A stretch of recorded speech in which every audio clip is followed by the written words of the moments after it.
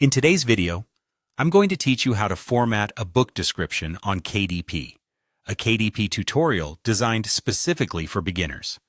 If you're new to self-publishing, or even if you've just never taken the plunge into manipulating your book's description using HTML, this guide will be a perfect start.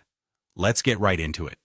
Firstly, you'll need to go to the description editor on the Kindle Direct Publishing platform. This is where all the magic happens, so make sure you're logged into your KDP account and have navigated to your book's details page. Once you're there, find the description section.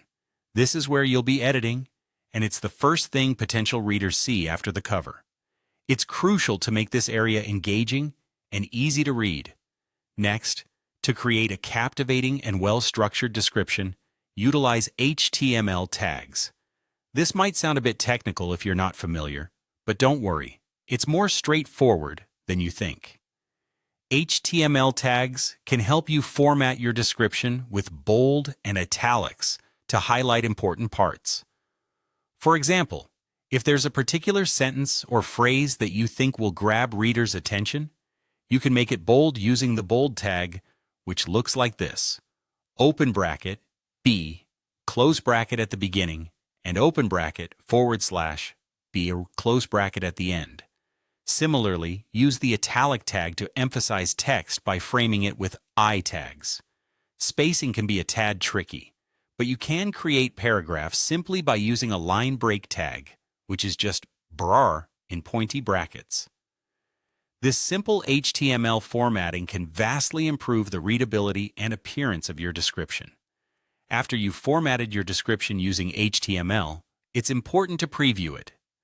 Head over to the preview section of the editor and take a look at how your changes will appear to potential readers.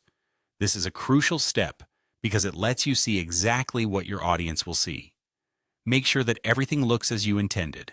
Check for any formatting errors, like misplaced tags that could disrupt the flow or readability of the text. Previewing is like a safety net, giving you a chance to catch any errors before they go live. Once you're satisfied with how your book description looks, it's time to save those updates. Find the Save or Publish button. This might be labeled a bit differently depending on where you are in the process, and click it to make sure all your hard work isn't lost. Confirming your changes means your updated description will be live for everyone visiting your book's page.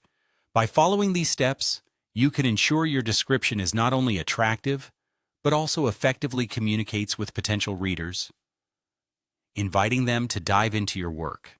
I hope this makes your self-publishing journey a little bit easier and your books even more successful. Thanks for watching.